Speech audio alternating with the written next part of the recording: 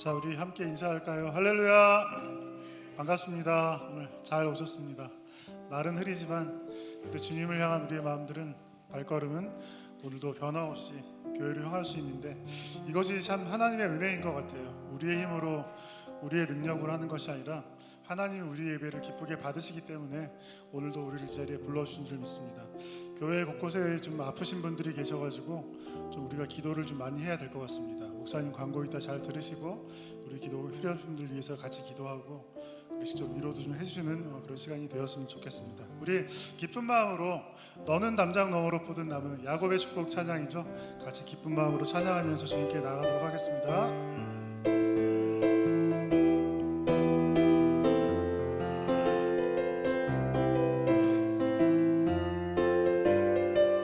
너는 담장 너머로, 너는 담장 너머로 보는 나무, 가지에 푸른 열매처럼 하나님의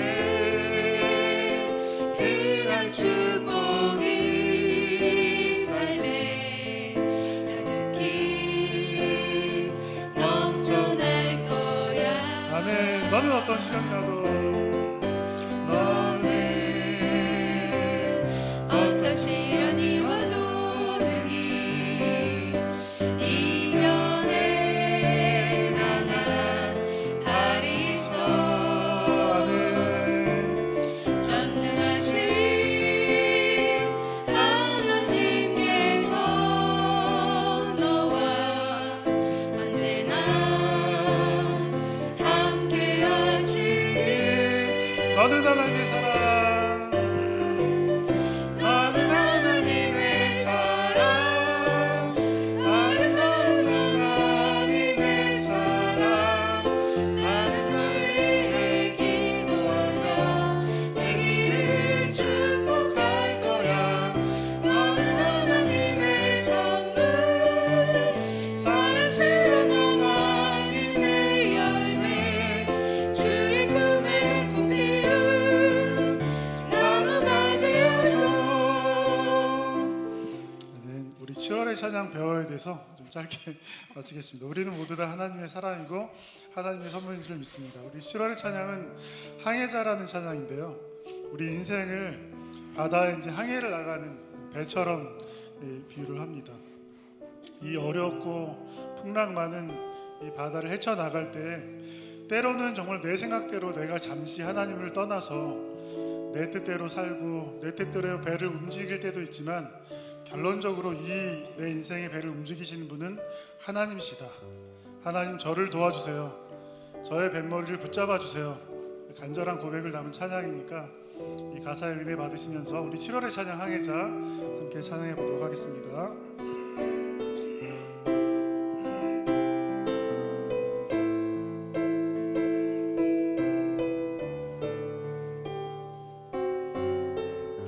나 비로소 이제 깊고 넓은 바다 간다.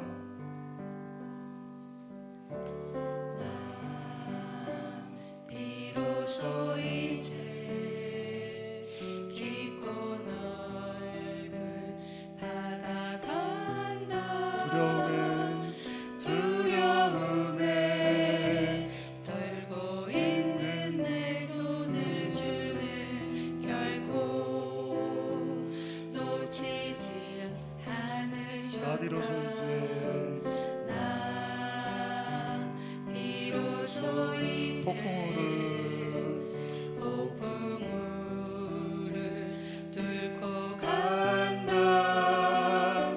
이 바람에 흔들리는 나약한 나를 잡아주시는 그분은 나의 주님. 주 나를 놓지 마소서.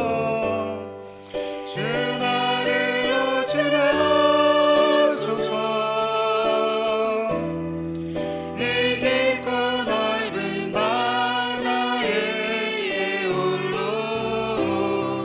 내 삶의 항해의 끝이 되시는 주님이시여.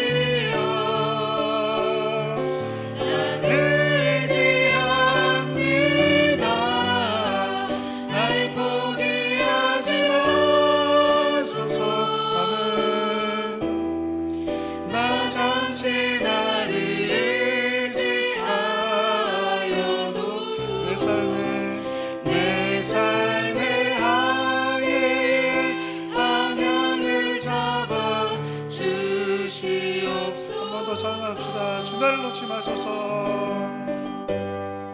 주 나를 놓지 마소서. 이 깊고 넓은 바다에 홀로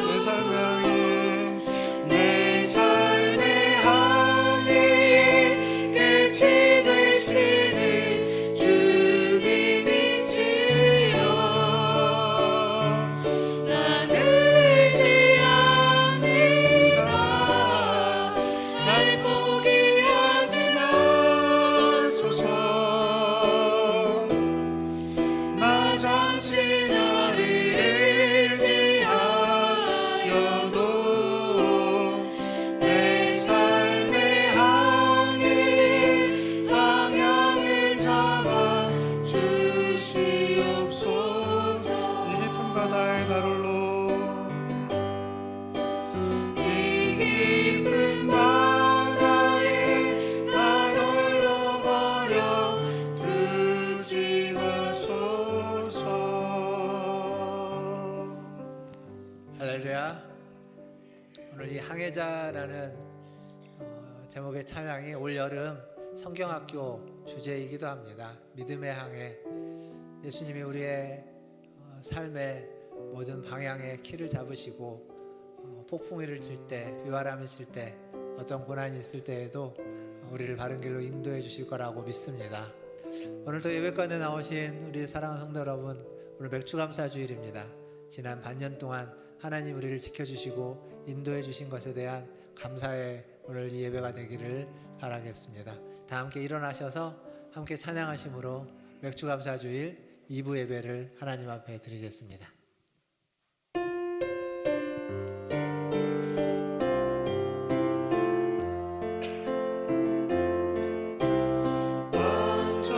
완전하신 나의 주, 의의 길로 날 인도하소서.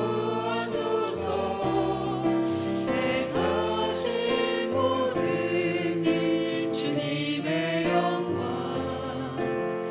나 경배합니다. 예배합니다.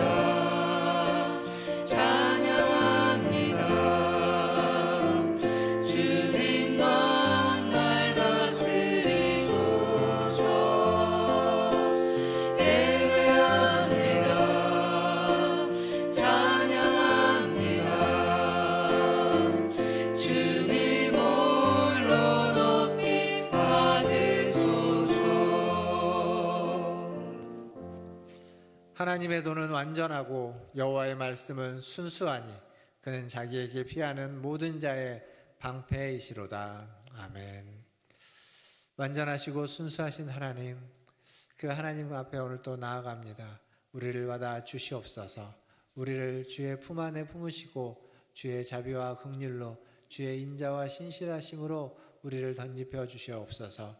예배의 시종을 주님께 의탁합니다. 주님 앞에 예배하고자 나온 우리 모든 성도 예배를 받으시고 예배의 시작부터 마칠 때까지 함께 하셔서 은혜 베풀어 주시고 새롭게 하여 주시옵소서. 모든 것을 주의 손에 의탁하며 예수님의 이름으로 기도하옵나이다. 아멘. 우리 다 함께 성시교독 교독문 60번 시편 139편을 함께 교독하겠습니다. 여호와여, 주께서 나를 살펴보셨으므로 나를 아시나이다.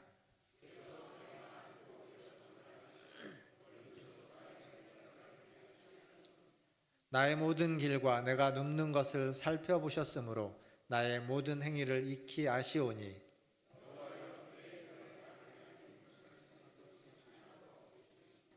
내가 주의 영을 떠나 어디로 가며 주의 앞에서 어디로 피하리이까?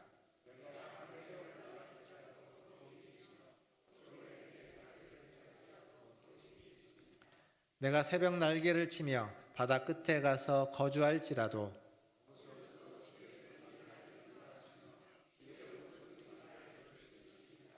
하나님이여, 나를 살피사 내 마음을 아시며 나를 시험하사 내 뜻을 아옵소서.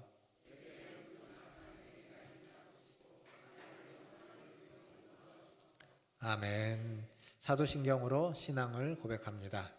전능하사 천지를 만드신 하나님 아버지를 내가 믿사오며 그 외아들 우리 주 예수 그리스도를 믿사오니 이는 성령으로 잉태하사 동정녀 마리아에게 나시고 본디오 빌라도에게 고난을 받으사 십자가에 못 박혀 죽으시고 장사한 지 사흘 만에 죽은 자 가운데서 다시 살아나시며 하늘에 오르사 전능하신 하나님 우편에 앉아 계시다가 저리로서 산자와 죽은 자를 심판하러 오시리라.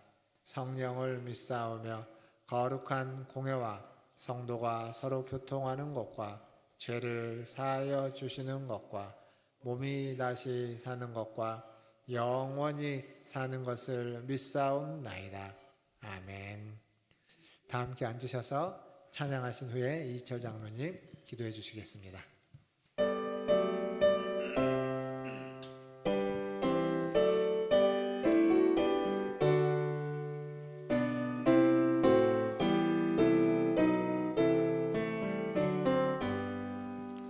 다 찬양하여라 전능왕 창조의 주께 내 오늘 주 찬양 영광과 구원의 주님 성도들아 주 앞에 이제 나와 즐겁게 찬양하여라.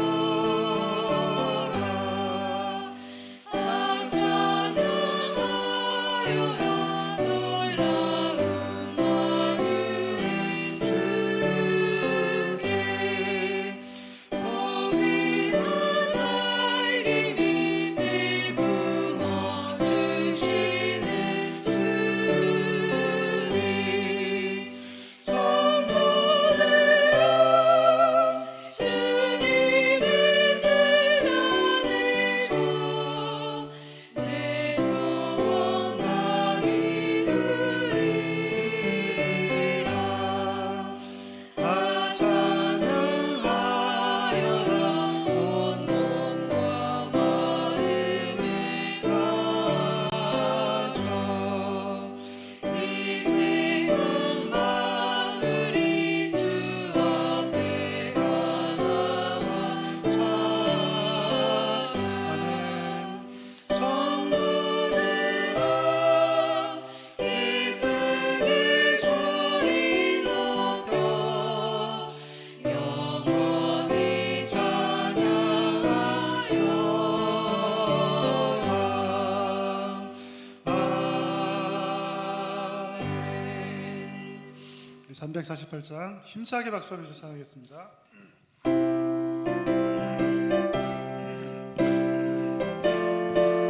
마귀들과 싸울지라 마귀들과 싸울지라 죄악 파신 형제여 함께하게 싸울지라 저기 악한 적병과 심판날과 멸망에는 나섰는 눈앞에 또 다가오리라.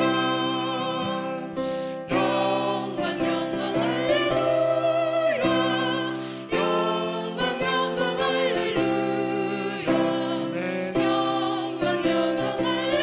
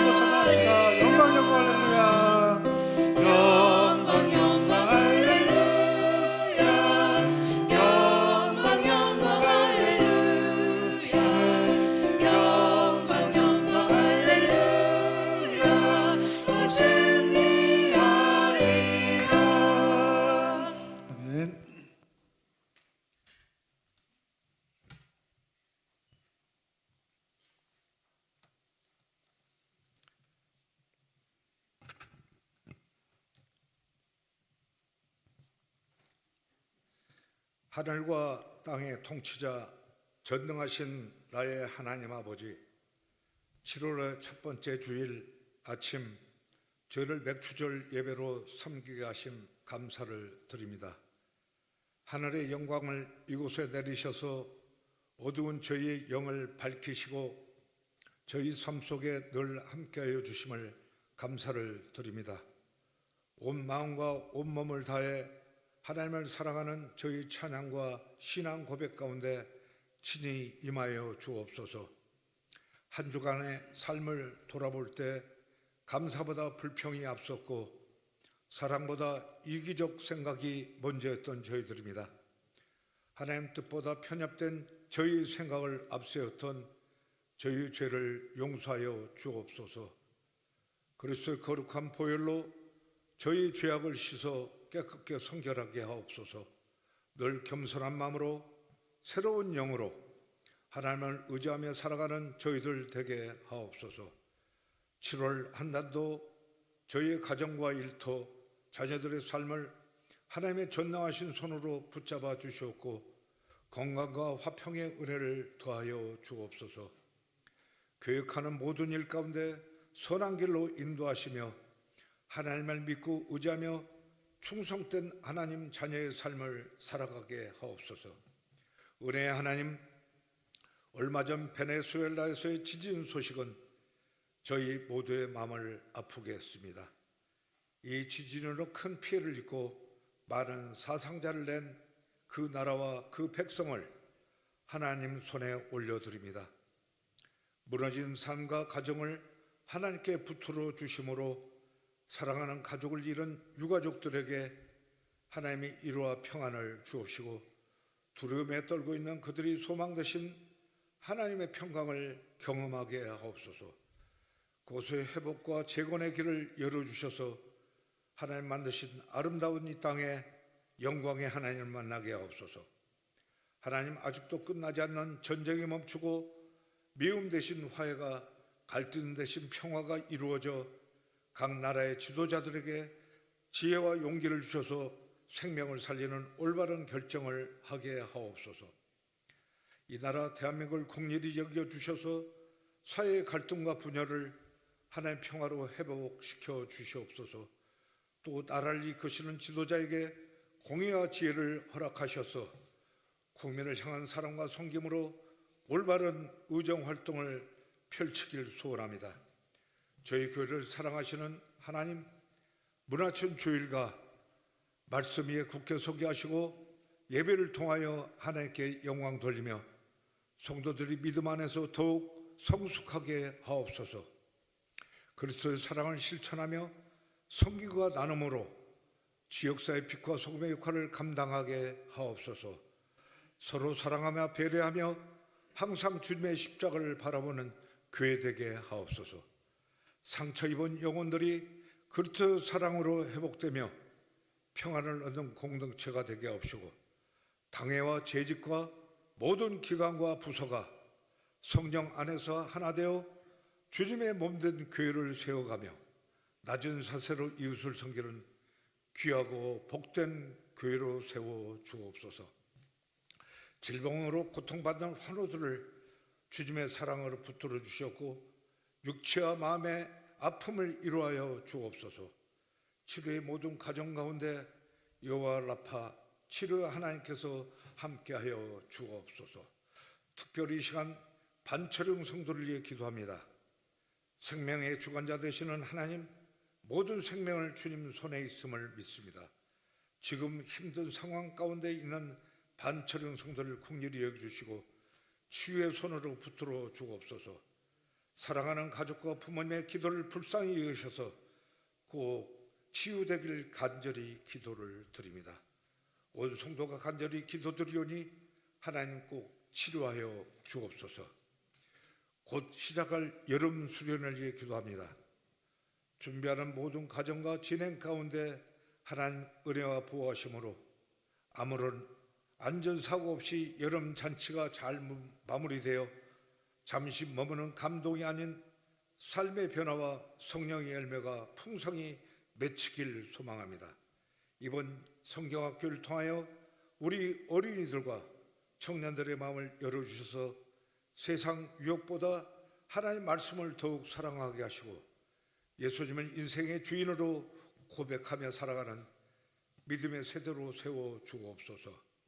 이 시간 하나님 말씀을 대언하신 목사님을 성령의 능력으로 붙들어 주옵소서. 말씀을 준비하는 모든 가정 가운데 함께 하시고 축복하옵시고 하나님의 마음과 뜻을 분명히 깨닫게 하셔서 진리의 말씀을 담대하게 선포하게 하옵소서. 오늘도 변함없이 이곳저곳에서 봉사하는 봉사자들에게 하나님 기억하옵시고 놀라운 축복 내려 주옵소서. 저희의 미쁘신 아름다운 동행자 되신 예수 그리스도 이름으로 기도했습니다.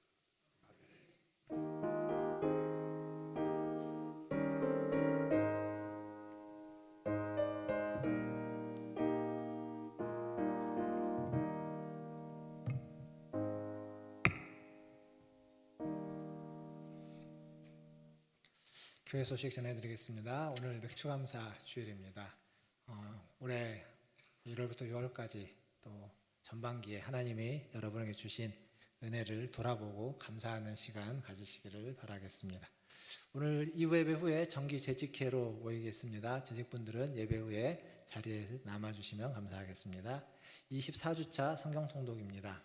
이번 주는 잠언 말씀 1장에서 20장까지 통독하도록 하겠습니다. 청년부가 이제 돌아오는 목요일, 금요일, 토요일 이번 주에 수련회를 갑니다.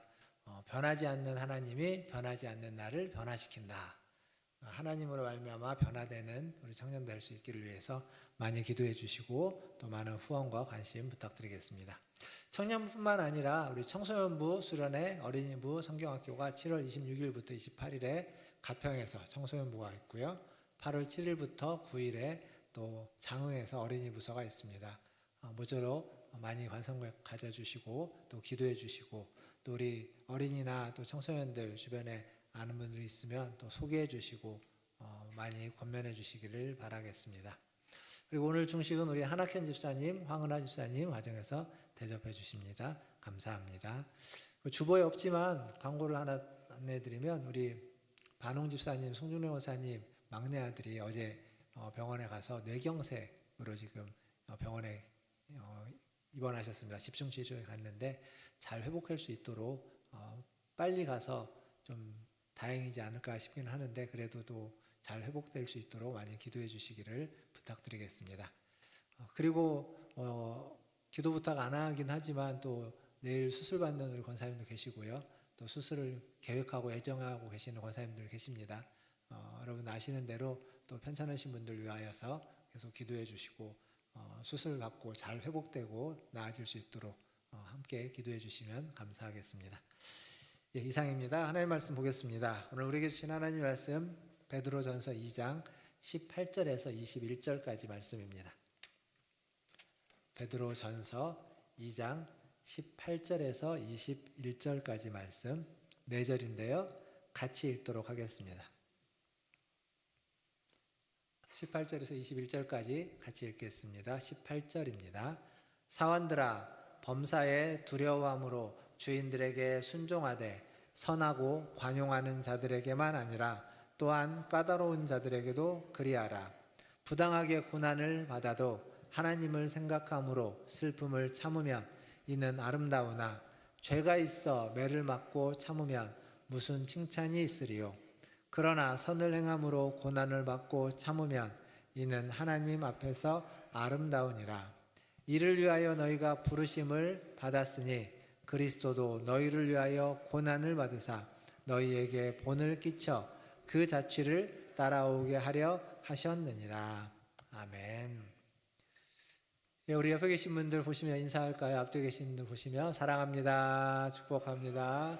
사랑합니다. 축복합니다. 감사합니다. 오래전이긴 한데 제가 직장 생활을 잠깐 한 적이 있습니다. 종로 5가 쪽에 이제 아침마다 출근을 해서 하루 일을 하고 또 교육 프로그램이 있을 때는 이제 저녁에 늦게 퇴근을 하죠. 교육 프로그램 있을 때는 한 밤 10시 정도에 보통 끝나니까 끝나고 정리하고 퇴근하면 더 늦게 오는 것 같습니다.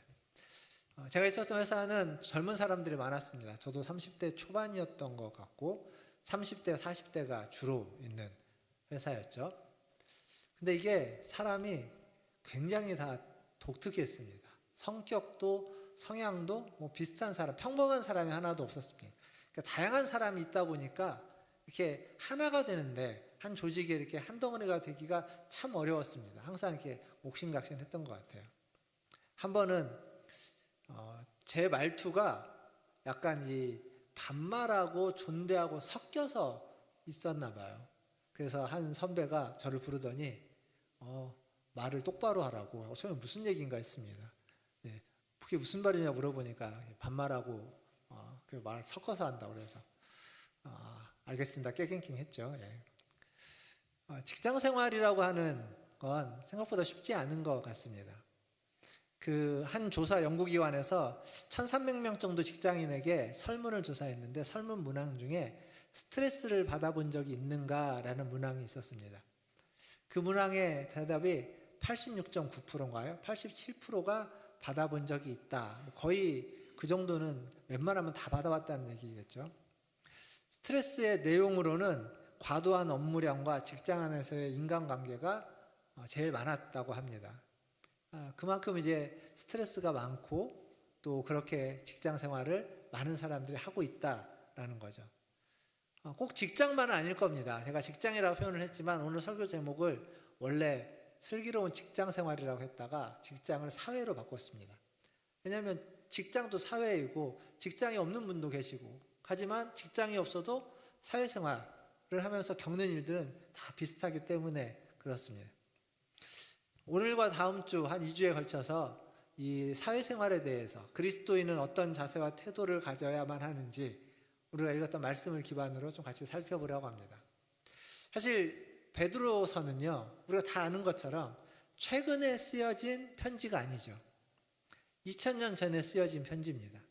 그 얘기는 뭐냐면 2000년 전에 문화와 정서와 그 상황을 담고 있다는 거예요. 지금 우리의 직장과 사회와는 확연히 다른 그러한 어떤 사회, 그러한 근로 환경을 가지고 있습니다. 그런데 조금만 생각해 보면 다르긴 하지만 비슷한 점도 참 많은 것 같습니다. 자, 오늘 우리가 읽었던 18절은 뭘로 시작하냐면 사완드라라고 하는 말로 시작합니다. 사완이 어떤 사람이죠?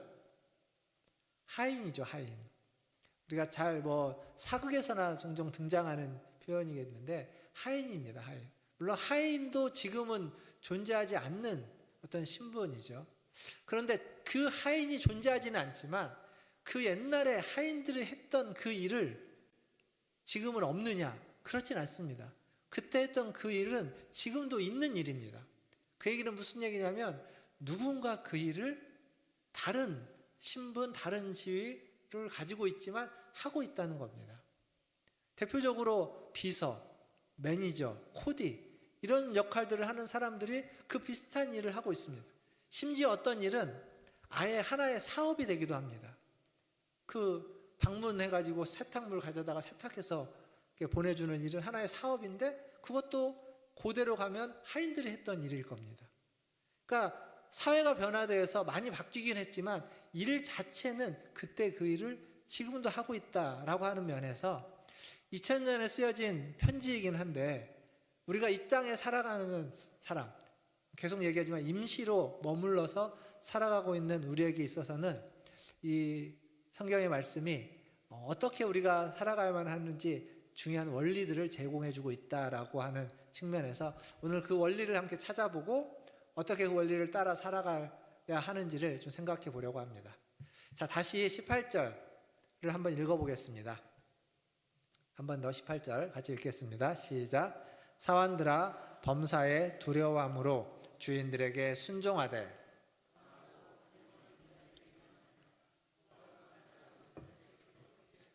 아멘. 자, 여기에서 베드로는 하인들에게 이야기합니다.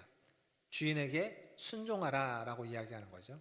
범사에 두려워함으로 주인에게 순종하라. 지난주에 이 말씀이 약간 왜곡되어서 사용되어지는 소지가 있다라고 말씀드렸는데 여기도 마찬가지입니다. 이게 좀 왜곡되어서 모든 사람은 주인들에게, 혹은 이제 직장으로 가보면 직장에서 모든 상사에게 무조건 순종해야 된다라고 하는 건 좀 오용되는 측면이 있습니다. 그거에 관해서는 지난주에 좀 얘기를 했기 때문에 오늘은 얘기하지 않고, 오늘은 그 뒤에 나오는 이제 두 종류의 사람, 두 종류의 상사, 두 종류의 주인이 있다고 이야기합니다. 선하고 관용하는 주인, 상사, 사람이 있고, 그리고 까다로운 사람, 까다로운 사람이 있다는 겁니다. 이게 공동번역에 가보니까 이 번역을 조금 더 다르게 해놨는데 뭐라고 되어 있냐면, 착하고 너그러운 주인과 고약한 주인이 있다. 그러니까 까다로운 주인을 고약한 주인이다, 이렇게 해놨습니다. 그러니까 직장 생활을 하다 보면, 사회생활을 하다 보면 만나는 사람들이, 어떤 사람은 선하고 너그러운 사람을 만날 수 있습니다. 그런데 어떤 사람은 참 까탈스러운 사람, 까다로운 사람도 있습니다. 근데 이게 일하고 결부시켜 보면 굉장히 또 다양해지죠. 선하고 너그러운데 일을 잘하는 사람이 있습니다. 근데 선하고 너그럽긴 하는데 일을 못하는 사람이 있어요. 까다롭긴 하는데, 까탈스럽긴 하는데 일을 잘하는 사람이 있습니다. 까다로운데 일도 못합니다. 이게 보통 이제 최악이라고 하는 거죠. 제가 이제 군대에 있을 때, 제가 여러 번 얘기했지만 제가 군대를 뭘로 갔다 왔다고요? 방위로 갔다 왔다고요. 여러 번 얘기했죠. 근데 이제 방위긴 하지만 군부대에서 있었습니다. 부대에서 그 보급병이라고 하는 행정반에 있는 보급계로 있었는데, 저희 사무실에 저하고 병이 3명 있었고 선임하사가 있었습니다. 근데 이 선임하사가 진짜 일을 잘합니다. 그 선임하사한테 일을 많이 배웠습니다. 단순 노동이죠, 단순 노동. 진짜 일을 잘합니다. 근데 성격이요, 정말 괴팍합니다.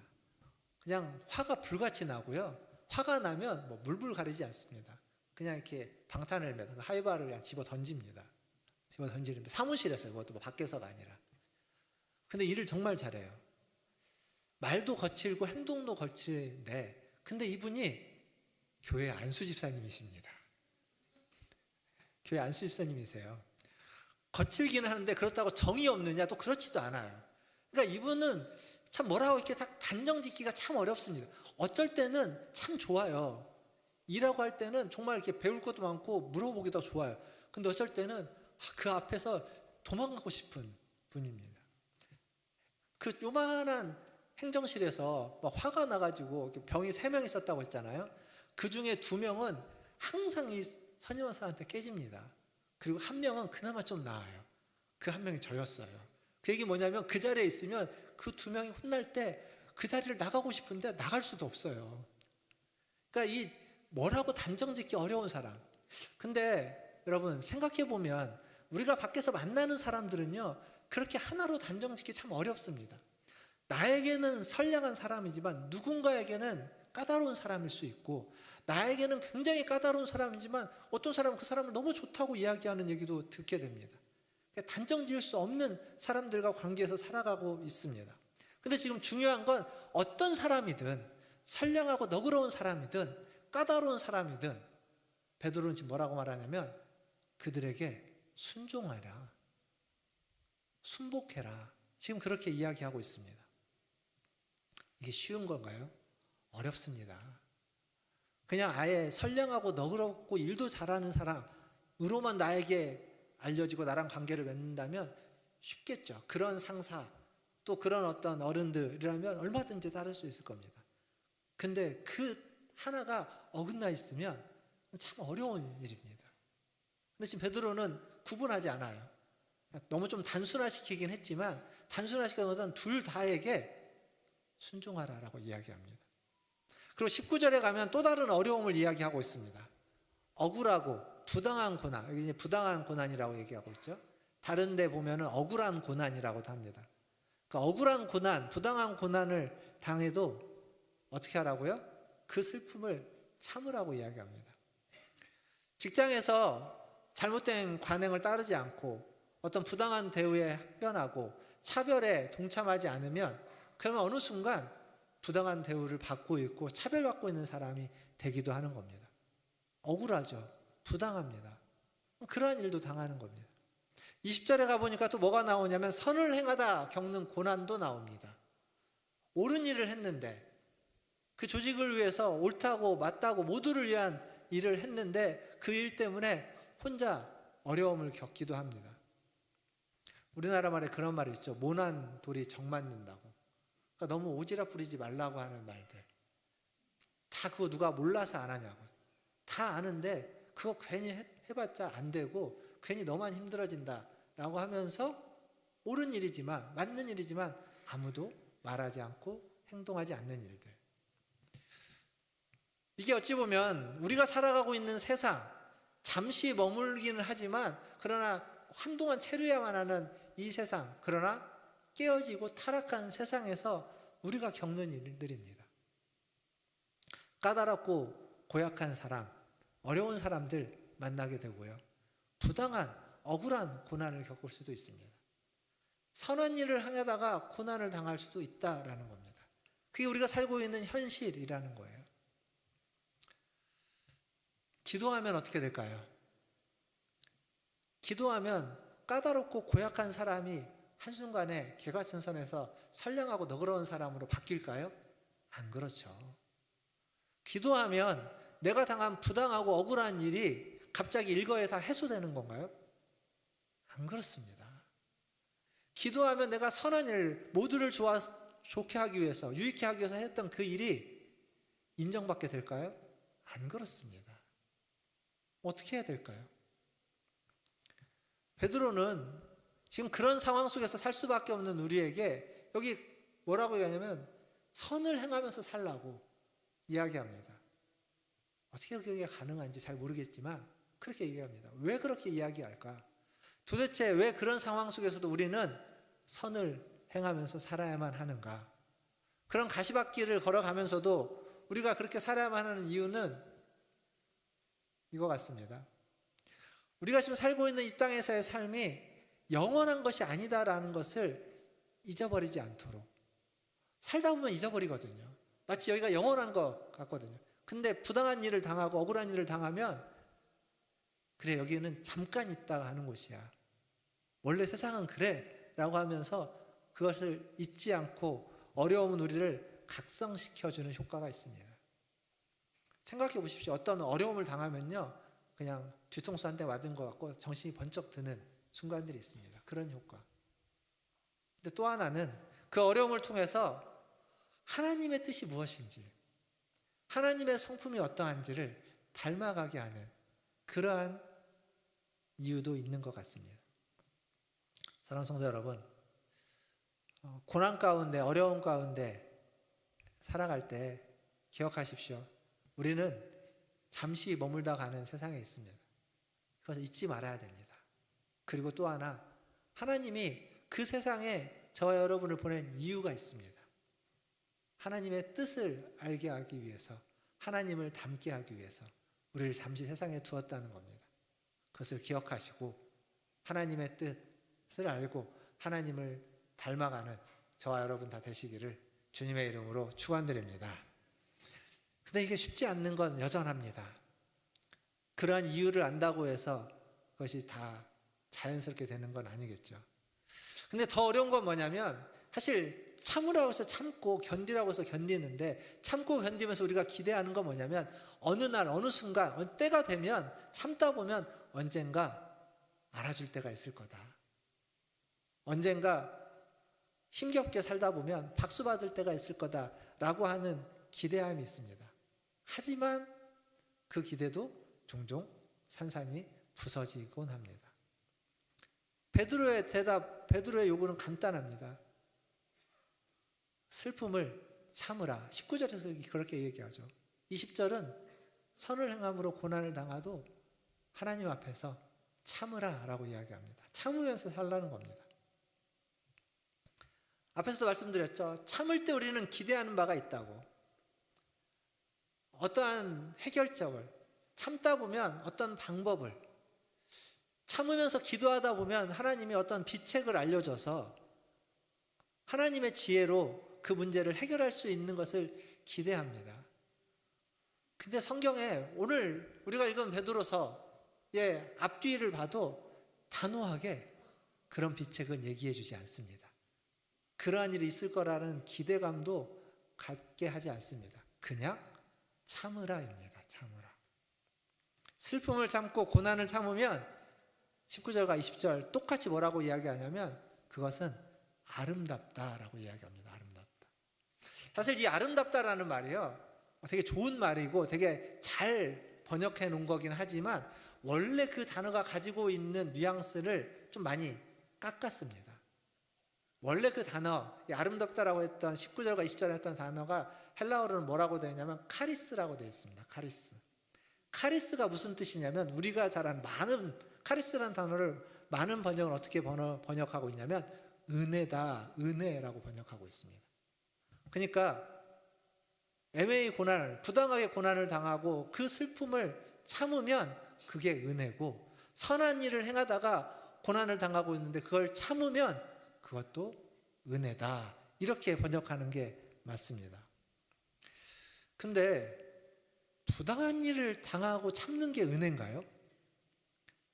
고난을 당하고 있는데 참는 게 은혜인가요? 아니면 고난이 해결되는 게 은혜인가요? 부당한 일이 해소되는 게 은혜 아닙니까? 고난이 극복되어지는 게 은혜죠. 근데 지금 베드로서는 고난을 당하는데 참으면 그것이 은혜다, 이렇게 이야기하고 있습니다. 이게 그냥 무슨 어떠한 육신의 몸이 어떤 얽매이고 있는 그런 고난이거나 혹은 물질적인 고난이거나 혹은 관계적인, 사회에서 어떤 지위적인 고난이거나 아니면 마음적인 고난, 관계에서, 인간관계에서 고난이 아니라 이 모든 걸 다 통틀어서 총체적인 고난을 지금 베드로는 이야기하고 있습니다. 그러니까 전체적인 온갖 고난을 다 참으라는 얘기입니다. 이거 이해하기가 쉽지 않습니다. 이거 이해하려면 오늘 우리가 읽었던 21절을 한번 봐야 됩니다. 21절을 봐야만 그나마 조금 이해할 수 있습니다. 21절 같이 한번 읽어보겠습니다. 베드로전서 2장 21절 같이 읽겠습니다. 시작. 이를 위하여 너희가 부르심을 받았으니.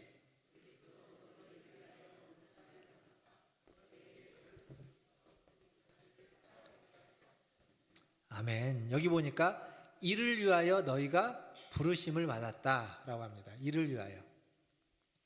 부당한 일을 당하고도 고난을 참고 견디는 일, 그리고 선을 행하고도 고난을 참고 견디는 일, 이것을 위하여 부르심을 받았다라는 거죠.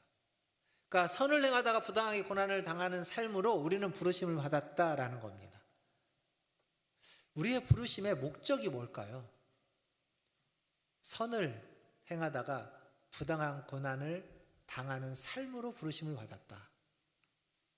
여기서 부르심의 목적이 그러한 삶, 그걸 당하는 것, 그 일을 참는 것이 목적일까요? 그렇지 않습니다. 그 삶의, 그 부르심의 목적은 선을 행하는 데 있습니다. 선을.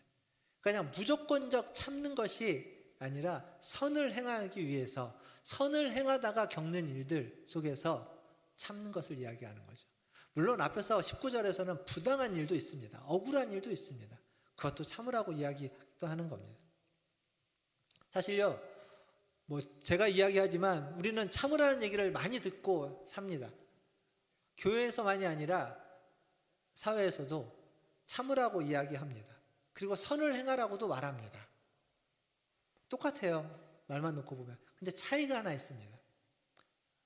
지금 베드로는 하나님을 생각함으로 참으라라고 이야기합니다.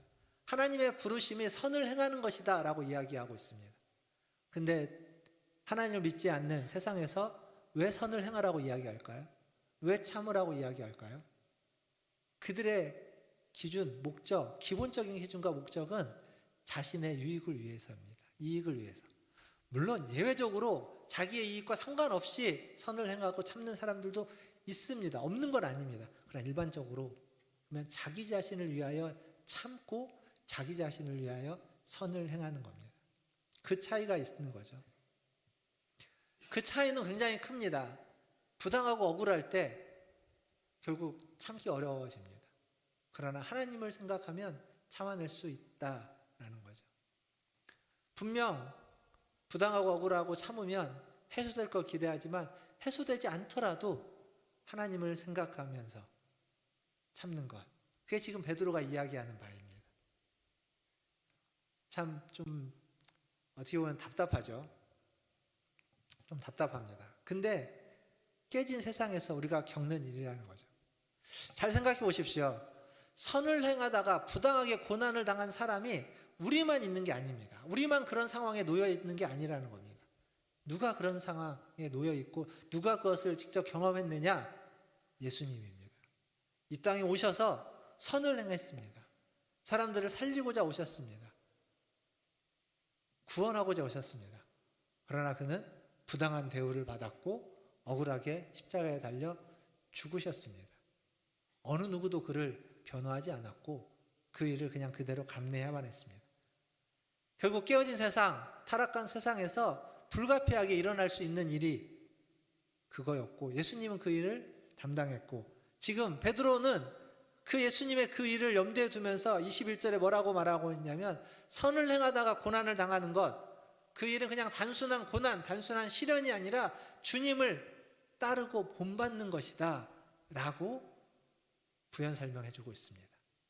그러니까 우리가 당하는 고난은 억울한 일을 당하고 참는 것은 그냥 내가 참을 만한 사람, 훌륭한 사람이어서가 아니라 그것은 그리스도를 따르는 믿음의 여정이고 그것은 그리스도를 본받고자 하는 우리의 노력이다라는 이야기를 하고 있는 겁니다. 마태복음 16장 24절에서 예수님이 이렇게 이야기합니다. 누구든지 나를 따라오려거든 자기를 부인하고 자기 십자가를 지고 나를 따르라. 지금 오늘 했던 이 얘기와 정확하게 일치되는 말씀입니다. 사회생활 하면서 아무도 알아주지 않지만 선한 일을 행하지만 그러나 때로는 오해받기도 하고 때로는 따돌림을 당할 수도 있고 때로는 옳은 얘기를 했지만 내부 고발자로 찍혀서 피해도 보고 그리고 퇴사를 당하기도 하는 그러한 일들을 겪는 겁니다. 지금 베드로는 그러한 일을 겪더라도 할 수만 있다면 선을 행하라라고 눈 감지 말라고 이야기하는 겁니다. 그 오래전에 높은 뜻 숭의교회에서 김동호 목사님이 사역할 때 한번 자기네 교회 청년 얘기를 한 적이 있습니다. 한 3-4명, 4-5명 되는 청년이 모여가지고 회사를 하나, 창업을 하나 했습니다. 목사님 모시고 예배도 드리고 회사를 이제 시작을 했는데 회사가 되게 잘 됐다고 합니다. 근데 잘 가다가 갑자기 회사가 폐업을 하기로 했다고 목사님을 다시 불러서 폐업 예배를 드렸다고 합니다. 폐업 예배를 갔다 오고 난 다음에 목사님이 자초지종을 물어보고 얘기를 하니까 회사가 너무 잘 됐대요. 회사 너무 잘 돼서 탄탄대로를 걸어가고 있는데 근데 이제 회사는 계속 성장을 해야 되지 않습니까? 근데 성장을 하기 위해서 이제 그 일을 봤는데 어느 한 클라이언트가 한 그 고객이 일을 주려고 하는데 자기들에게 요구를 하는 거예요. 리베이트, 우리는 이제 뇌물이라고 하죠. 뇌물을 요구를 하는 거예요. 근데 그 일이 굉장히 큰 일이었다고 합니다. 제가 기억하기로는 그 일만 받으면 굉장히 많은 곳에 납품을 할 수 있어서 회사가 몇 단계 성장하고 앞으로 오랫동안 탄탄대로를 걸을 수 있는 만큼의 큰 일이었다고 해요. 그러니까 이제 그 뇌물을 요구한 거죠. 이들이 모여가지고 이거 어떻게 할 거냐. 한 번만 딱 눈 감으면 그러면 회사가 올라가고 그때 또 바르게 할 수 있다. 근데 과연 그게 옳으냐라고 고민을 했다고 합니다. 그들이 내린 결론은 뭐냐면 우리가 예수님의 이름으로 기도하면서 하나님의 뜻을 이루고자 회사를 세웠는데 근데 회사가 잘 되기 위해서 하나님의 뜻과 반하는 결정을 할 수는 없다. 그래서 회사를 문 닫기로 결정하고 목사님 불러서 폐업 예배를 드렸다고 합니다. 그래서 제가 이 얘기가 떠올라서 이 얘기를 여러분들한테 하면서도 좀 고민이 많습니다. 왜냐하면 폐업이라는 게 꼭 절대적이고 그것만이 유일한 선택은 아니기 때문입니다. 또 다른 회사 얘기를 하나 하면 이 얘기는 제가 예전에도 한번 한 적이 있는 것 같은데 그 한 교회 집사님이 목사님을 찾아왔는데 제가 그 목사님한테 직접 들은 얘기인데 그분이 무슨 일을 하냐면 애니메이션 회사를 운영하는 대표입니다. 사장님인데 우리나라 애니메이션 그림 그리는 기술이 세계적으로 최고입니다. 그래서 미국이나 이런 데 디즈니 이런 데에서 그림은 다 우리나라에다가 하청을 줘서 그린다고 하는데 근데 이제 그들에게서 이제 물건 그 일을 받아와야 되니까 바이어가 오면 이제 만나서 그 접대도 하고 이렇게 하는데, 그 바이어들이 오면 꼭 리베이트를 요구한다고 합니다. 우리나라는 리베이트가 약 불법이지만 미국은 사실 불법이 아니거든요. 근데 리베이트를 안 주면 안 주고 일을 하고 싶은데, 근데 이게 정말 고민이라는 겁니다. 그러니까 왜 고민이냐면, 리베이트를 안 주면 A 회사가 있고 B 회사가 있는데 자기네 회사는 리베이트를 안 줬어요. 근데 이쪽은 리베이트를 줘요. 그러면 그 바이어는 어디를 선택할까요? 리베이트 주는 데를 선택할 가능성이 높겠죠. 그럼에도 불구하고 일을 따오려면 방법은 딱 하나밖에 없답니다. 리베이트를 준 곳보다 월등한 퀄리티를 만들어야 되는 겁니다. 리베이트를 안 받아도 여기를 자기네 회사를 선택할 수밖에 없을 정도로 일을 해야 된다는 거예요. 그러려면 어떻게 해야 되냐면, 사장인 자기가 직원들을 닥달해야 된다는 겁니다. 직원들을 닥달하고 일 못하는 사람은 잘라버려야 되고, 일을 잘한다 할지라도 야근을 계속 시켜야 되는 거예요. 안 그럴 수가 없는 거예요. 그 집사님의 고민은 뭐였냐면, 그때 목사님, 리베이트를 주면 그 바이어는 리베이트를 받고 우리를 선택해서 좋고, 저는 직원들을 닥달하지 않아도 되니까 좋고, 직원들도 여유 있게 야근을 안 해도 됩니다. 리베이트를 주면 모두가 좋습니다. 근데 리베이트를 안 주면 모두가 안 좋습니다. 어떻게 해야 됩니까? 이게 목사님한테 갖고 온 질문이었어요. 뭐라고 답하시겠습니까? 이게 우리가 살고 있는 현실에서 겪는 문제들입니다. 폐업하면 끝나는 게 아니에요. 그런 상황 속에서, 그러니까 이 집사님은 나쁜 사람이 될 수밖에 없고, 직원들한테 얼마나 나쁘겠습니까? 나쁜 사장이 될 수밖에 없는 겁니다. 그 아까 문 닫았던 청년들, 어떤 사람은 그들을 바보 같다고 할 겁니다. 실패했다고도 이야기할 수 있습니다. 근데 김동호 목사, 제가 기억하기로 김동호 목사님 그 설교에서 그렇게 얘기했습니다. 그것은 실패한 창업이 아니라 믿음의 성공이다. 그분의 표현입니다. 그러니까 회사의 성공을, 회사의 매출이 확대되고 탄탄대로로 가는 것만이 회사의 성공인가? 아니면 그 회사가 하나님 앞에서 하나님의 가치를 지켜가는 것이 과연 더 성공은 아닌가? 우리는 누구 앞에서 어떻게 살 것인가? 고민해야 되는 겁니다. 오늘 말씀은 좀 이렇게 고민만 던져주게 됐는데, 우리나라의 국내 총 생산이 2026년 기준으로 세계 15위라고 합니다. 반면 2024년 기준으로 우리나라의 부패 지수, 조사한 180개국 중에 우리나라가 30위였습니다. 그 얘기는 무슨 얘기냐면, 우리나라의 경제적인 어떤 수준보다 도덕적인 수준은 2배 이상 떨어진다는 겁니다. 경제적인 수준에 미치지 못한 도덕적인 수준을 가지고 있다는 거죠. 근데 우리나라의 기독교인이 뭐 많이 줄기는 했습니다만, 여전히 사회에서 25%, 25% 많은 퍼센트를 차지하고 있죠. 가나안 성도라고 하는, 거기에 카운트되지 않는 사람까지 포함하면 더 많은 사람들이 있을 겁니다. 도덕성이, 우리나라의 도덕성이 이렇게 좋지 않은데 그리스도인의 책임은 없을까요? 다수를 차지하고 있는데 있을 겁니다. 로마에 가면 로마의 법을 따르라고 합니다. 그곳의 문화, 그곳의 풍토를 따르라는 말입니다. 우리는 이 땅에 임시로 거주하는 자들이다라고 여러 번 말씀드렸습니다. 그래서 우리는 이 땅의 풍토와 문화를 따라야 됩니다. 질서와 권위를 존중해야 됩니다. 그런데 질서와 권위를 존중한다고 해서 부조리함과 병폐까지 따르라는 이야기는 아닌 겁니다. 왜냐하면 우리의 주인은, 우리의 원소속은 하나님입니다. 하나님의 가치, 하나님의 뜻과 대립되는 것이라면 그것은 우리가 따라야만 하는 것은 아니다라는 거죠. 앞에서 그런 말씀 드렸죠. 참고 견디는 것이 은혜다. 오늘 맥주 감사절이죠. 맥주 감사절. 지난 6개월 동안, 반년 동안 감사할 만한 은혜로운 일들이 많이 있었을 겁니다.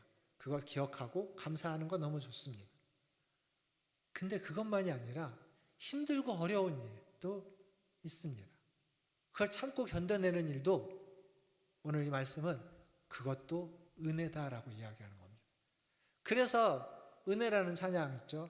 모든 것이 다 은혜다라고 하는 그 고백이 여기서 나올 수 있는 겁니다. 좋은 일이 있고 정말 복된 일이 있어서 받은 은혜 감사해야죠. 그러나 어렵고 힘든 시간을 겪어왔던 그것도 우리에게는 은혜입니다.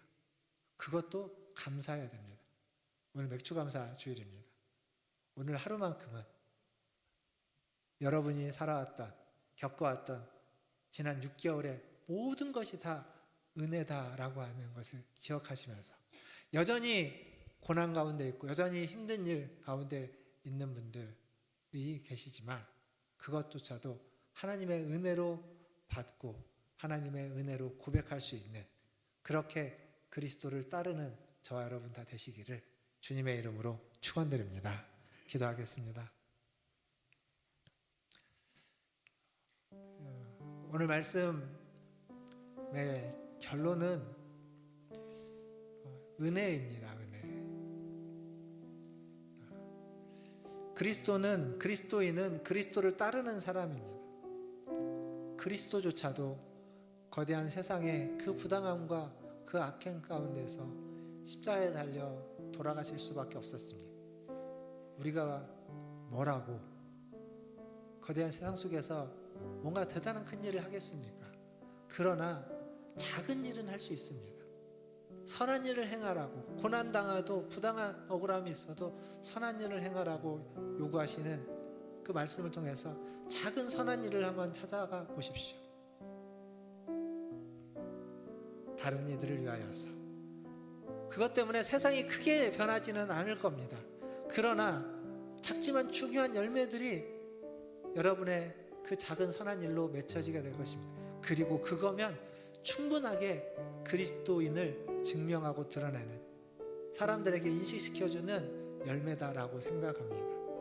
오늘 시간 기도할 때 하나님 우리에게 주신 삶의 자리에서 작은 선한 일을 찾아 실천하게 하여 주시고 작은 열매를 맺어서 살아가게 하여 주시옵소서. 그렇게 작은 열매를 맺는 사람이 우리 교회 안에 한 사람이 아니라 두 사람, 세 사람, 여기 모두가 그 작은 열매를 맺으면 그것이 많아지고 풍성해질 줄 믿습니다. 그러한 은혜를 우리 교회에, 우리 모든 성도들에게 허락하여 주시옵소서. 우리 함께 기도하며 나아가겠습니다. 기도하겠습니다. 하나님, 오늘 또 하나님의 은혜를 구합니다. 하나님, 오늘 또 하나님의 여심을 구합니다. 우리를 불쌍히 여겨 주시옵소서.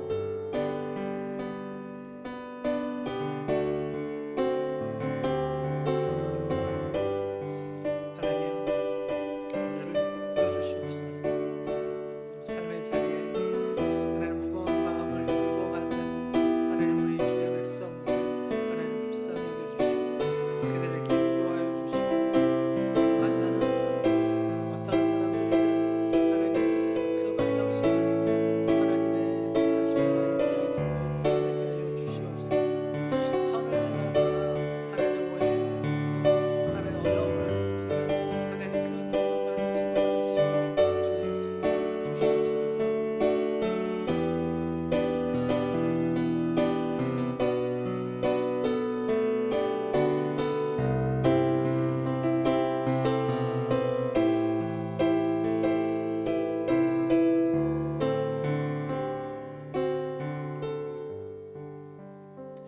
하나님, 매일 아침 무거운 몸과 마음을 이끌고 삶의 자리로 나아가는 하나님 주의 자녀들을 불쌍히 여겨 주시옵소서.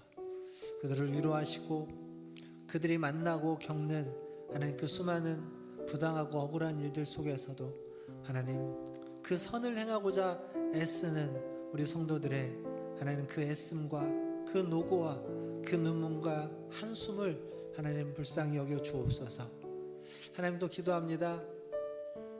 이 땅에서 하나님 묵묵히 그러한 삶을 살아갈 수 있도록 우리를 하나님 단단하게 하여 주시고 우리의 믿음을 키워주시고 하나님 우리가 그곳에서도 하나님 그 순간도 하나님의 은혜다라고 고백할 수 있는 하나님 빛나는 믿음의 눈을 열 수 있는, 믿음의 눈을 갖는 우리 성도들 되게 하여 주시옵소서. 이익과 성공만이 아니라 하나님 그 불의와 타협 앞에서도 하나님의 인도하심을, 하나님 그 주권을 인정하면서 살아갈 수 있게 하여 주시고, 하나님 어떤 때에는 하나님 버티고 견디면서 그 부조리한 것을 바꿀 때까지, 그것이 바뀔 때까지 이겨낼 수 있는, 아니 그 자리에 올라가서 그것을 바꿔낼 수 있는 그러한 하나님의 사람이 될 수 있는 그러한 이들도 우리에게 허락하여 주시옵소서.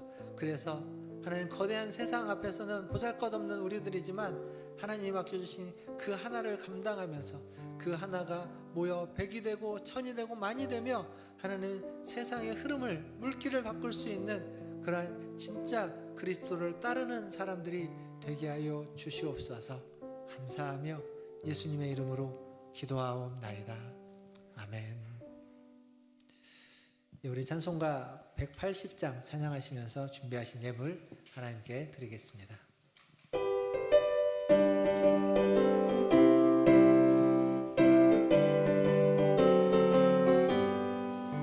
하나님의 나팔 소리 전지 진동할 때에 예수 영광 중에 구름 타시고 전사들을 세계 만국 모든 곳에 보내어 구원받은 성도들을 모으리.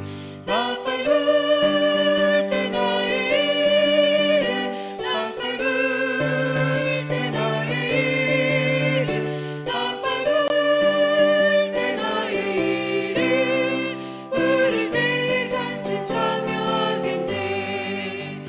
무덤 속에 잠자는 자는 때 다시 일어나 영원로운 부활 승리 얻으리. 주가 택한 모든 성도 무릎 타고 올라가 공중에서 주의 얼굴 배우리. 나팔 불 때 나의 이름, 나팔 불 때 나의 이름, 나팔 불 때 나의 이름 부를 때에 잔치 참여하겠네. 주님 다시 오실 날을 우리 알 수 없으니 항상 기도하고 깨어 있어서 기쁨으로 보좌 앞에 우리 나가서도록 그때까지 참고 기다리겠네.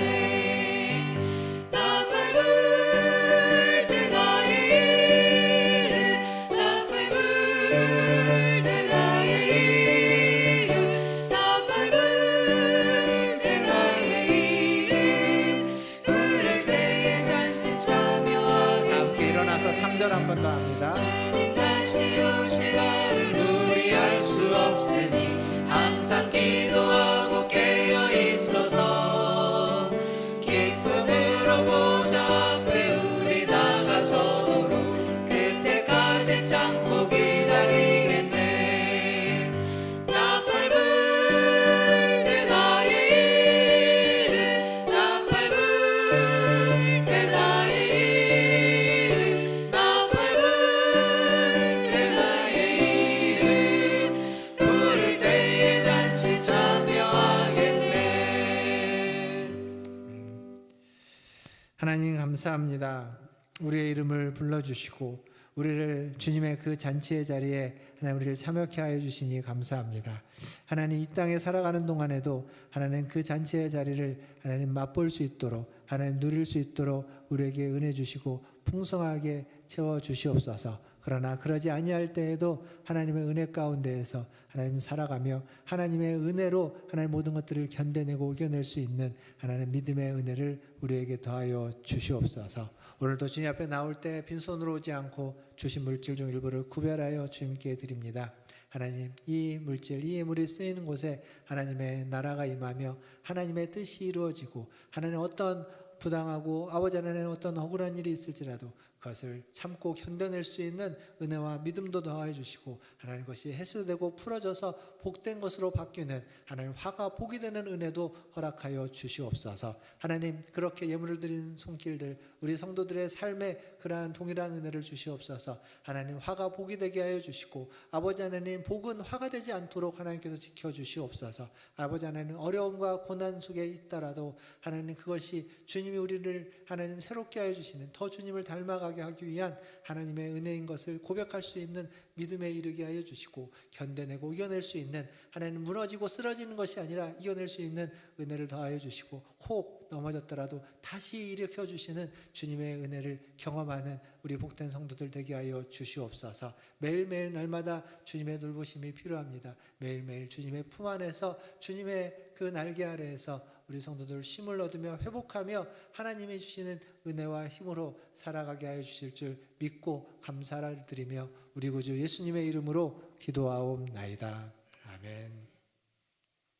지금은 우리를 위하여 이 땅에 오셔서 십자가에 달려 돌아가시고 부활하신 우리 구주 예수 그리스도의 은혜와 우리를 사랑하사 독생자를 보내주신 하나님 아버지의 크고 무한하신 사랑하심과 우리와 날마다 함께 하시는 성령 하나님의 위로 교통 충만 내주하심이 우리의 사회 모든 생활들 속에 하나님 주시는 지혜를 가지고 말씀을 가지고 또 믿음을 가지고 하나님 살아가기를 기도하고 다짐하고 소원하는 우리 고개 숙이 문화천지열교 모든 성도들 위해와 그들의 자녀손들과 가정과 직장과 일터 위에 주의 복음을 들고 주의 생명을 들고 주의 은혜를 가지고 은혜를 전하며 살아가는 선교사님들과 사역자들 위해 그리고 전쟁당한 이들과 재난과 환난과 기근과 역경 가운데 있는 이들 특별히 지진당한 베네수엘라 땅과 이 나라와 이 민족과 저 북녘 땅 위에